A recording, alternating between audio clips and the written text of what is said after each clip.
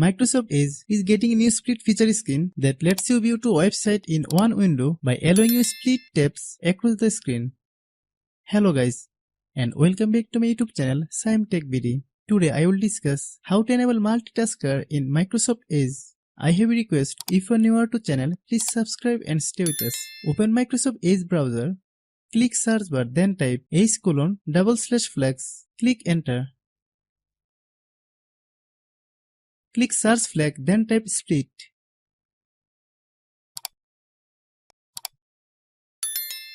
Then enable Microsoft Edge split screen.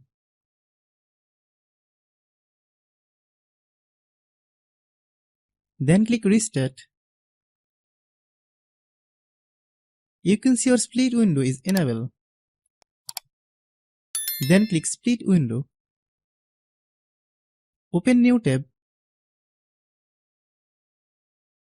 Then click split window. Browse any website.